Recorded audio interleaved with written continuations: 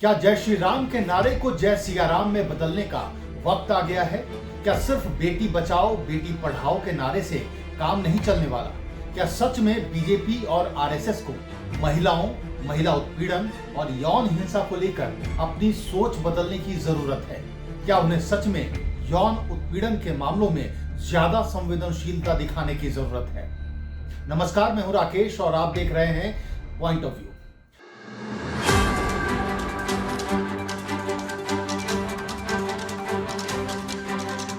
हाल के दिनों में राहुल गांधी ने आरएसएस पर हमला करते हुए कहा था कि बीजेपी आरएसएस महिलाओं का सम्मान नहीं करते। मध्य प्रदेश में भारत जोड़ो यात्रा के दौरान कांग्रेस नेता राहुल गांधी ने कहा कि उनके संगठन में सीता नहीं आ सकती, उन्होंने उन्हें बाहर कर दिया है।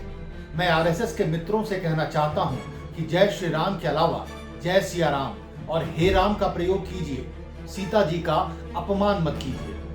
राहुल गांधी की बात को अगर दूसरे संदर्भ में समझा जाए तो ये बात माता सीता के अपमान की नहीं, उनके सम्मान की है।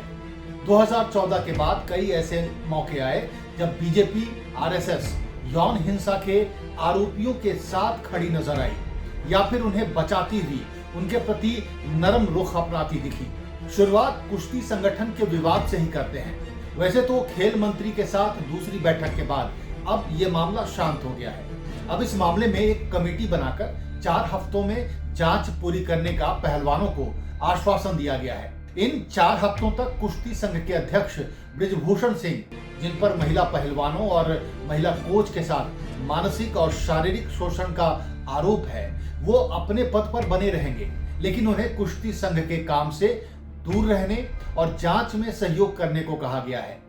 यानी ओलंपिक और दूसरे अंतर्राष्ट्रीय खेलों में देश का नाम रोशन करने वाले पहलवानों विनेश फोगाट, बजरंग पुनिया, साक्षी मलिक, रवि दहिया और दीपक पुनिया की देश में सिर्फ इतनी इज्जत है कि 3 दिन सड़क पर उतरकर सीधे यौन शोषण का आरोप लगाने के बाद भी बीजेपी अपने सांसद के खिलाफ एफआईआर दर्ज करना तो दूर, उसे पद से हटाना तक जरूरी नहीं समझती। गनीमत मानिए कि इस मामले में देश के बड़े बड़े नाम शामिल थे, इसलिए आरोप लगाने वाली महिला खिलाड़ियों के चाल चलन तक बात नहीं पहुंची, वरना सबसे पहले दोषी की नहीं, महिला की मंशा और चरित्र की जांच कर ली जाती। फिलहाल कुश्ती संघ के मामले से थोड़ा पीछे चलते हैं और हरियाणा के खेल मंत्री संदीप सिंह मामले में बीजेपी के रवैये की बात कर लेते हैं।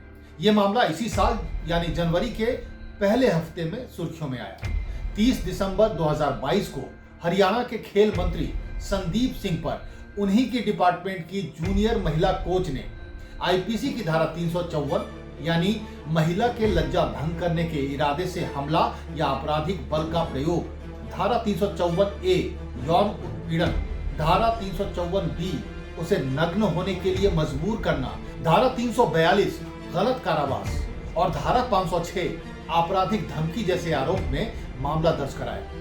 महिला कोच ने अपनी शिकायत में लिखा कि मैं खेल मंत्री संदीप जी के मैसेज मिलने के बाद उनके आवास सह कैंप कार्यालय में कुछ अन्य दस्तावेजों के साथ मिलने के लिए गई। जब मैं वहां गई तो मंत्री ने मुझसे छेड़छाड़ की। एफआईआर के 4 दिन बाद कांग्रेस पार्टी के मामले को तूल देने के बाद मंत्री जी ने पद से इस्तीफा दे दिया। शायद यहाँ 4 दिन में यह काम इसलिए हो गया क्योंकि अगले ही साल हरियाणा में चुनाव है।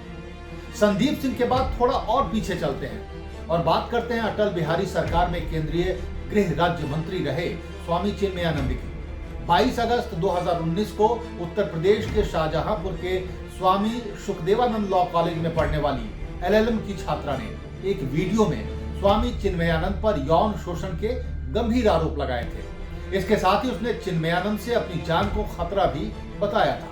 एक वीडियो भी सामने आया था जिसमें चिन्मयानंद की मसाज हो रही थी। इसके बाद छात्रा लापता हो गई। 28 अगस्त 2019 को छात्रा के पिता ने चिन्मयानंद के खिलाफ अपहरण और जान से मारने की धमकी का मुकदमा दर्ज करवाया था। इसी बीच छात्रा और उसके दोस्तों ने मैसेज कर चिन्मयानंद से 5 करोड़ की रंगदारी मांगी थी और नहीं देने पर चिन्मयानंद का अश्लील वीडियो वायरल करने की बात कही थी।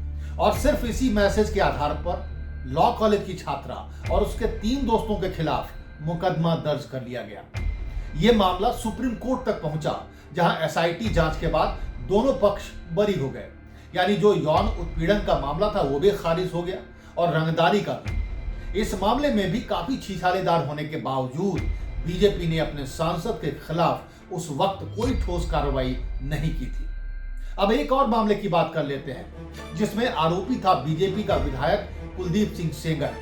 4 जून 2017 को पीड़िता ने बांगरमऊ सीट से 4 बार बीजेपी के विधायक कुलदीप सेंगर पर आरोप लगाया कि नौकरी दिलाने में मदद मांगने के लिए उनसे मिलने गई और विधायक के घर पर उसका रेप किया गया। मामला खबरों में आया और सनसनीखेज बनता चला गया। लड़की का गायब हो जाना, फिर सीएम योगी आदित्यनाथ से गुहार लगाकर विधायक कुलदीप सिंह सेंगर और उनके भाई अतुल सिंह सेंगर का नाम एफआईआर में शामिल कराना। एफआईआर के बाद भी बीजेपी ने अपने विधायक पर कोई कार्रवाई नहीं की। इसके बाद लड़की के पिता की हथियार रखने के आरोप में गिरफ्तारी हुई और पिता की पुलिस कस्टडी में मौत भी हो गई। इसके केस का सीबीआई को सौंपा जाना, कोर्ट के दखल और 11 महीने की जद्दोजहद के बाद विधायक का गिरफ्तार होना, 2019 में कार में जा रही पीड़िता और उसके परिवार को ट्रक से कुचलकर मारने की कोशिश, उसके बाद मामले का दिल्ली ट्रांसफर होना और रोज रोज सुनवाई कर आखिरकार कोर्ट ने कुलदीप सेंगर को दोषी माना और दिसंबर 2019 में सेंगर को 10 साल की सजा सुनाई गई। जब तक कोर्ट ने कुलदीप सेंगर को दोषी करार नहीं दिया तब तक बीजेपी उसके सपोर्ट में खड़ी रही। ऐसे मामले तो और भी हैं। पश्चिम बंगाल बीजेपी नेता का मामला, पूर्व मंत्री एमजे अकबर का मामला, लेकिन बलात्कारियों को लेकर बीजेपी की सहानुभूति और नरम रवैये का सबसे बड़ा उदाहरण था कठुआ बलात्कार मामला, जिसमें दोषी के सिर्फ हिंदू होने के आधार पर उसके समर्थन में तिरंगा यात्रा तक निकाली गई। और इसी की अगली कड़ी थी 2002 दंगों के मामले में बिल्किस बानो के 11 बलात्कारियों को समय से पहले रिहा कर देने और उनका फूल मालाओं से सम्मान करने जैसी घटना।